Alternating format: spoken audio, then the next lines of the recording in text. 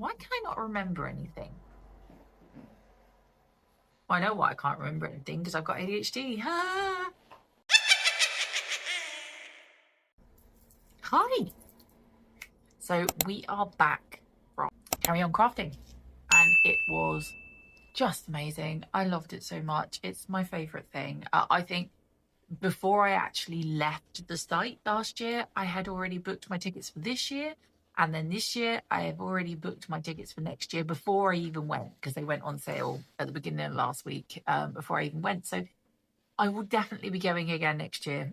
I think it's going to be like just a staple on my yearly calendar now. I love it so much. I think the whole thing about Carry On Crafting, it's just the vibe, like the whole feel of the place, like so many like-minded people together in one place. I mean, and so many talented people, like the crafts that you see when you're there. I look exhausted, by the way.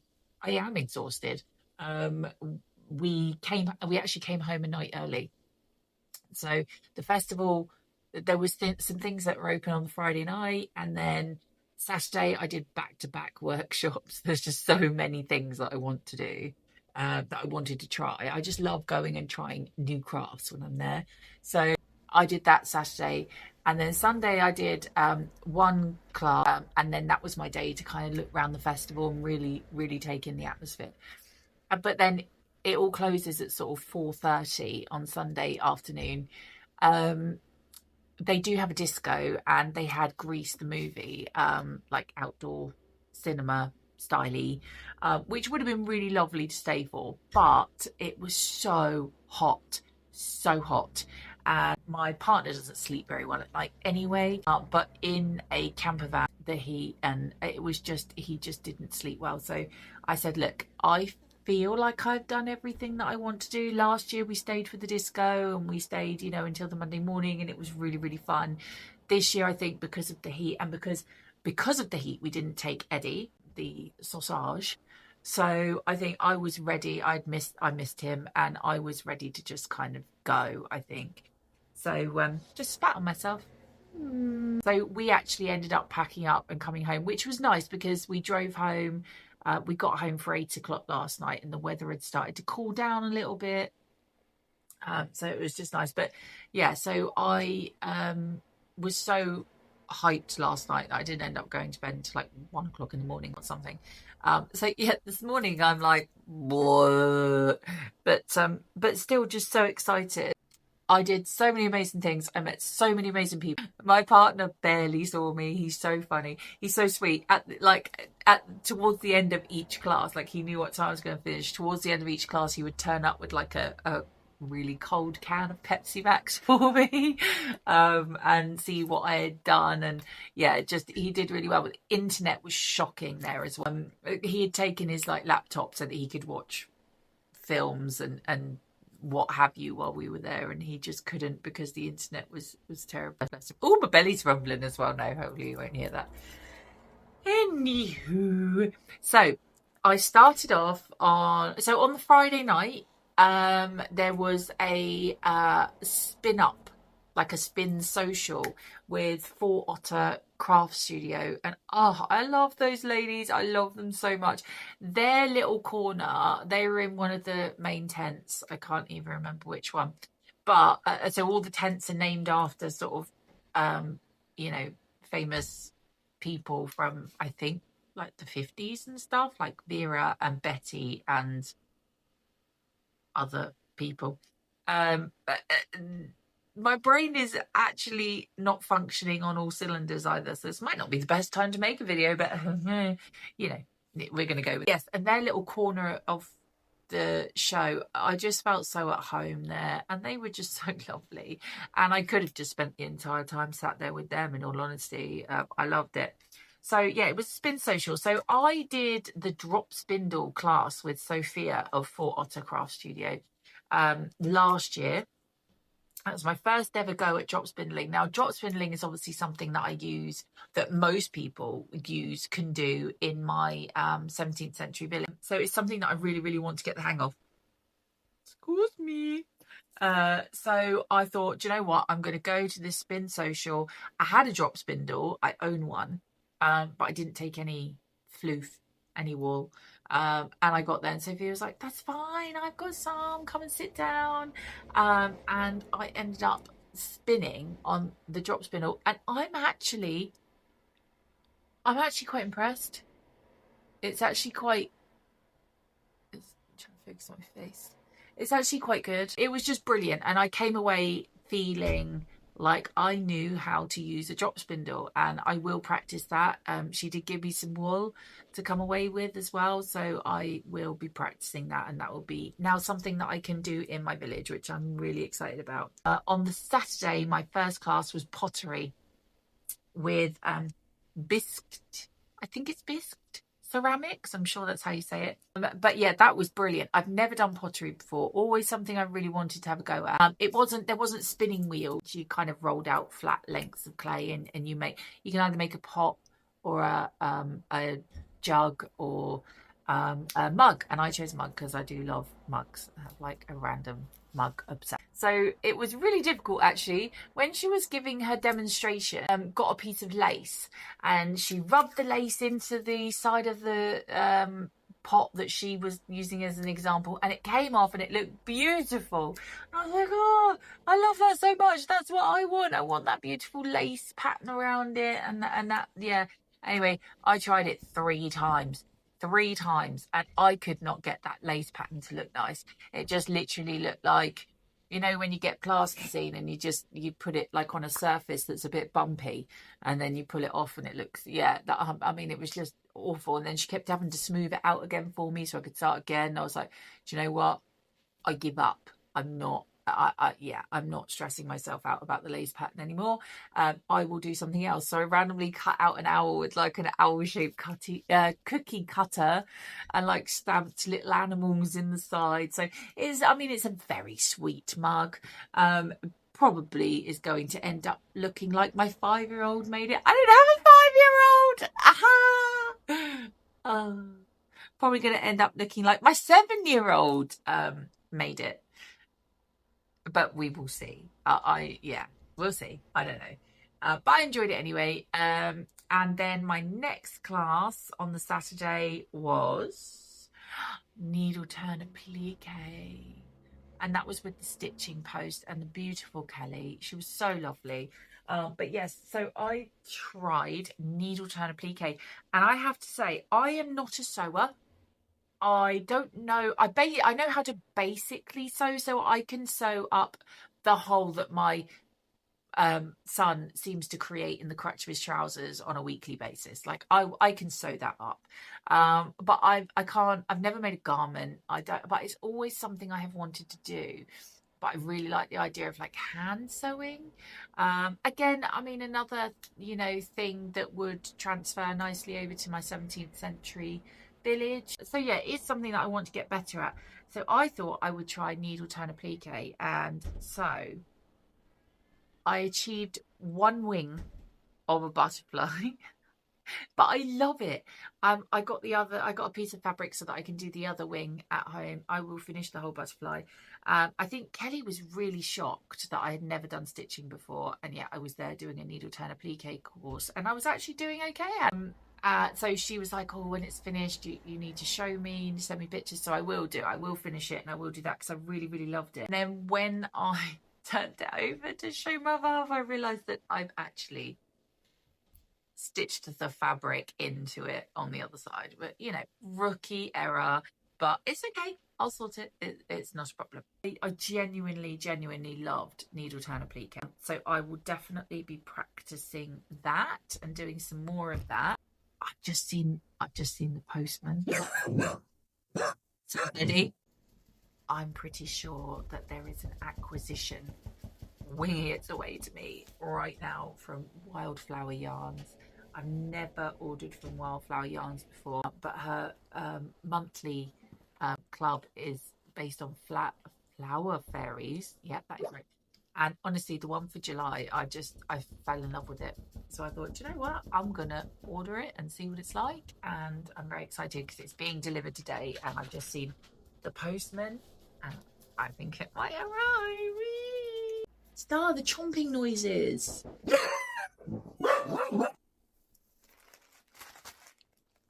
It happened while I was filming. My parcel from Wildflower Yarn arrived. Okay, I'll get back to Carry On Crafting in just a second. Let's just get into this for a minute, shall we? Because I'm so excited. Ooh. Oh, look at this. Oh my. That is beautiful. Look at that. And it's sparkly. So we've got orange and green and yellow and pink and red and white, and it's sparkly. Oh, it smells fantastic.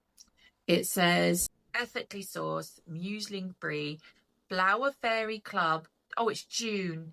Snapdragon sparkle sock, 100 grams.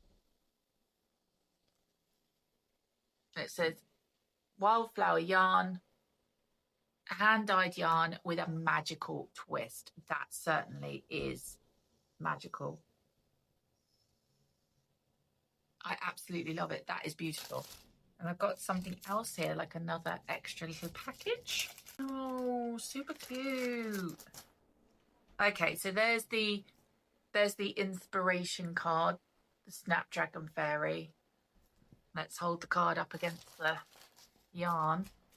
I think that's perfect. Oh, floppy. It says, into the dragon's mouth he goes, never afraid is he. There's honey within for him he knows, clever old bumblebee. The mouth snaps tight, he is lost to sight. How will he ever get out? He's doing it backwards, nimbly too, though he is somewhat stout. Off to another mouth he goes, never a rest has he. He must fill his honey bag full, he knows, busy old bumblebee. And Snapdragon's name is only a game, it isn't as fierce as it sounds. The Snapdragon elf is pleased as punch when Bumble comes on his rounds. Oh, I love that. Very happy. Oh, look, cute little sticker. I mean, who doesn't love a sticker? Everyone loves a sticker. Oh, look. So cute little stitch marker. Love that. And a Yorkshire tea bag. Amazing. I am so happy with that. That's so exciting.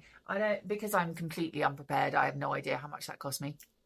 It wasn't any more expensive than any other yarn club that I get. So yes, I'm very happy with that. Thank you, Wildflower Yarn. That is absolutely beautiful. So back to Carry On Crafting.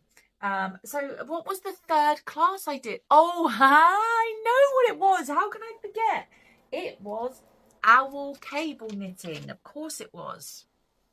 Now I need to find it. Again, completely unprepared for everything. Here it is.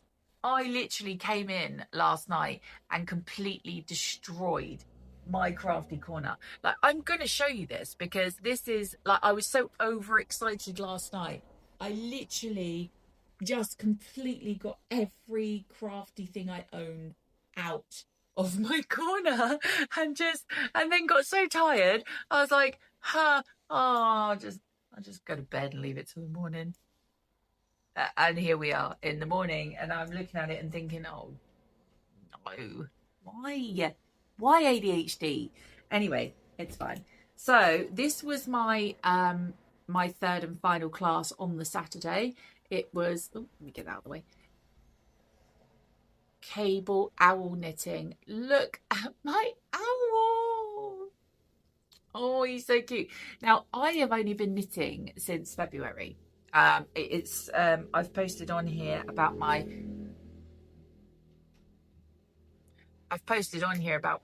sock knitting journey. I taught myself after going to the Unravel Festival in February. I'm pretty sure it's February. So I've only been knitting since February. And cables is something that scares me a little bit because I've heard people say you need a special cable needle, and I haven't done anything like with my sock knitting. I've not done anything.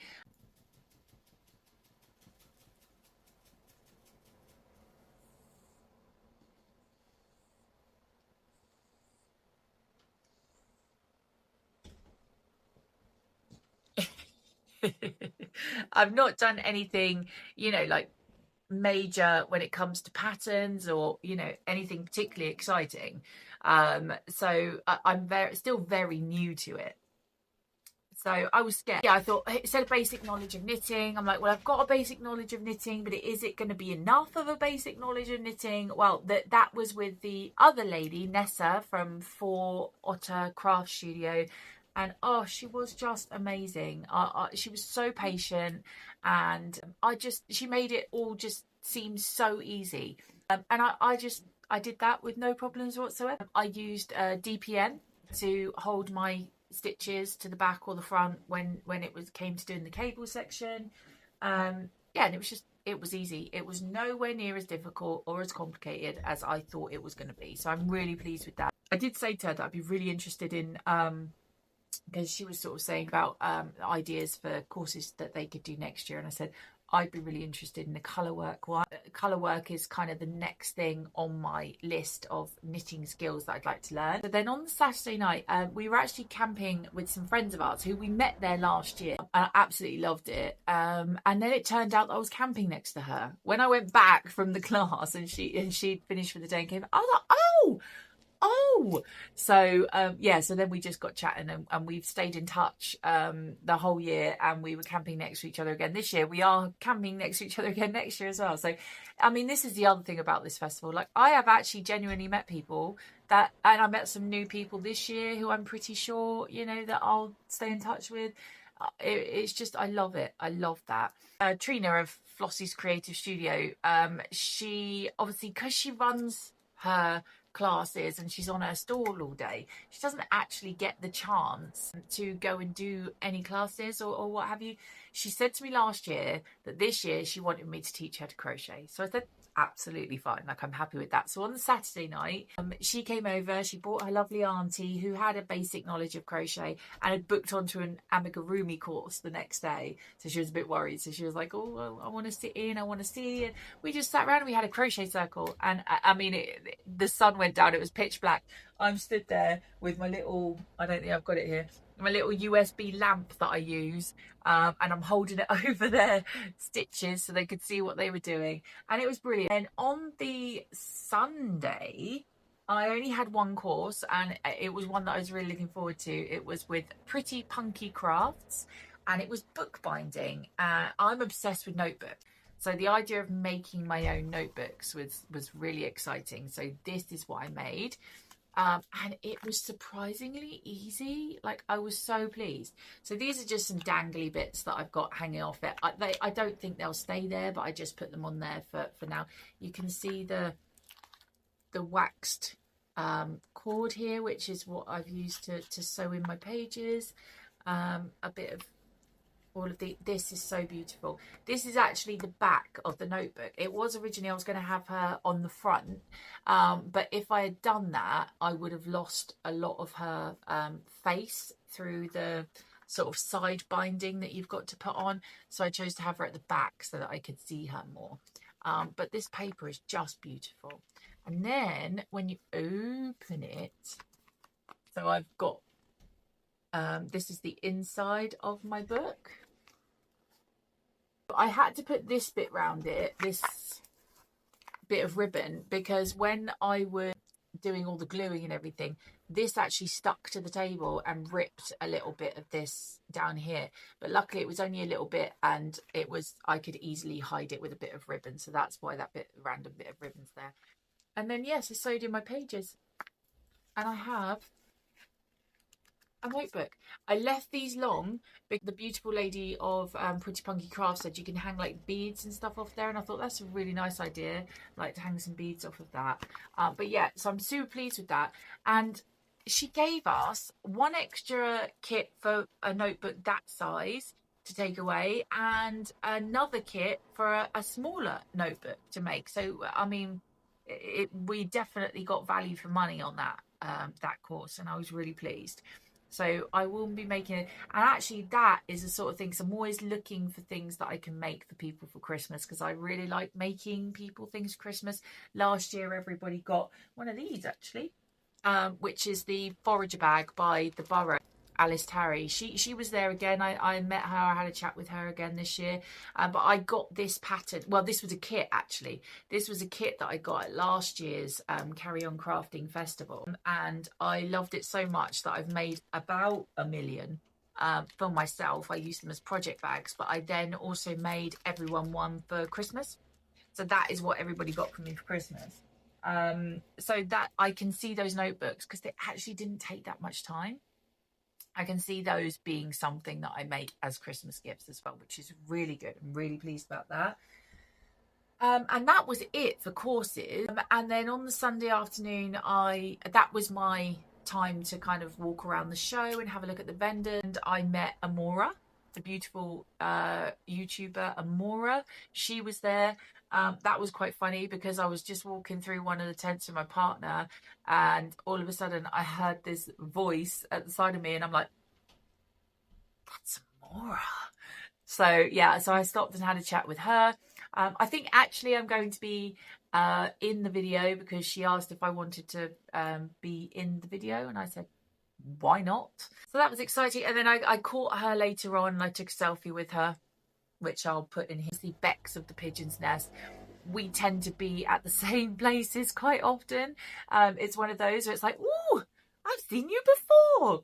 But now we just recognise each other, and we just give each other a hug, and it's lovely. And Kitey, the beautiful Kitey, he's fantastic. He was there, and I was having a chat with him. I said he needs to do some courses next year. Like, you know, that would be absolutely fantastic. But Justine, the organiser, I mean, she's just fantastic. I love her. And the team of volunteers, I mean, it's all so well run, and the volunteers that help her run it are just unbelievable. They're just all so lovely. Her dad, who was commentating, and he was just hilarious. I mean, Graham was so funny. And at one point, my partner and I were sat on a bench out, like looking at the sheep eating ice cream, and we're listening to the commentator and laughing, and we're like, I wonder where he's commentating from. Like, I haven't seen him around. Literally turned around at the tent that we sat outside, he was there. That was where he was doing his commentating. I'm like, there he is. So I took some video, and I was like, wave, and he did. So that was great. But yeah, he was fun. Everybody was just fantastic. Everybody. There wasn't one person, and I spoke to everybody. My partner was like, you actually talk too much. I said, yes, probably. But, you know, I just wanted to talk to everybody. I wanted to know everything about everybody and their craft. I came away just so happy and inspired, and my cuppeth run over. It was just wonderful. Just wonderful. And I can't wait till next year. The other thing that I got, actually, which I will say, I didn't get a huge amount of acquisition. One that I did get, so I bought some of these last year. I bought 3 for me and 3 for my eldest daughter, and they're reusable sanitary towels, washable ones. I bought 3 each, and honestly, since I bought them last year at the show, we actually haven't used anything else. We don't buy sanitary products anymore. I was like, the only thing I was really bothered about was going back and finding her stall and buying some more, which I did. So I now have an abundance of reusable sanitary towels, and I love them. Honestly, I've never looked back. I've never had to buy sanitary products since. So I got up to get the rest of my acquisitions. Ended up putting some fudge in my mouth. We bought some fudge. Also bought some Scottish tablet, which is not fudge. The woman was very much, this is not fudge. But yeah, anytime I see handmade fudge, I should learn to make it myself. I shouldn't learn to make it myself, because then I would eat so much fudge. Anyway, so I bought these earrings, which I absolutely love, and they were from Cotton Candy Caboodle. And she had so many amazing earrings. I really struggled with which ones to buy, but these ones won. So yeah, definitely go and check her out. The other thing I got, when I went to the borough, Alice was on Kirsty's Homemade Christmas on the tree decorating competition, and she's bought these kits out, which are the baubles, some of the baubles that she made on Kirsty's Homemade Christmas. So you get enough in there to make 2 baubles. So yeah, I'm really excited about that. That was £15 for the kit where you make 2 baubles. I got something called a camper stitchscape pack from Dotty Textiles, and this is stitchscaping. So it's a cross between embroidery. Well, it's not. It's embroidery, but you use the fabric to kind of create the background, and then you embroider over the top. Honestly, some of the ones that she had done, I was just absolutely in awe. They were so beautiful and so intricate. I went back to stall about like 1,500 times, and she kept saying to me, "Oh, come pull up a chair, bring your kit over." And I just kept thinking, right, I'll go back and I'll do some on it, and then if I get stuck, I'll come back and ask her a question. Every time I got it out, I was like, "Oh, I'm scared." Put it back in the bag, and then went back over and asked her. She said to me, "Take some photos of like some of mine," and because the internet wasn't very good, so I couldn't go on her website or anything. And she was just so incredibly lovely. But what a talent. What a talent. So yeah, at some point I really want to sit down and do this and really learn how to do it, because it was incredible. I will put a picture here of one of my favourite, and just, yeah, honestly, it blew my mind. I didn't actually get any other acquisitions. I didn't spend an absolute fortune. I was very, very good. For me, it was about the classes and meeting people, and that was good enough for me. I really enjoyed it. The sheep, by the way, I was obsessed with them as well. Who knew, right? So it was a mama sheep and her lamb, Derek. Derek was actually the same size, if not bigger, as his mum. It was funny because when the stall owners were just absolutely, they were fantastic, so lovely, and stood there talking to me about their sheep for ages. But when they kind of went in the evening, closed down the stall, the mama sheep was just barring, and it was almost like like a dog would think you're part of their pack. It was almost like these sheep thought that they were part of their flock, so they're calling them like, "Where are you going?" So I went in there. And it's the first time I've actually ever really looked at a sheep when they're barring. And it's so funny because they stick their tongue out. So it's almost like she was going, blah, blah, blah. And honestly, it was brilliant. It was brilliant. I love the sheep.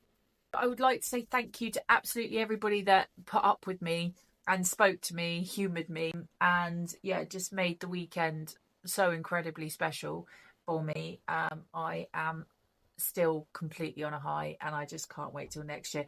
So next year, and I remember saying this last year, but it's fine, we're going to do it this year. Everybody had made wind spinners and lanterns and all these beautiful decorations around their camp. I had nothing. So next year, I did make a wind spinner. When I came home from last year, I made a wind spinner. My partner's pinched it and put it in his garden. But I made one because I was like, that's it. I'm going to decorate mine. Next year, I'm going to be like, a complete overachiever when it comes to crochet decorations. I had none. So yeah, next year, that is what I'm going to do. I'm going to have crochet decorations all around my camp. Hold me to it. Yeah, so I'll say goodbye. Thank you so much for watching. Thank you for being here. You are all amazing. And yes, have a good week. Bye.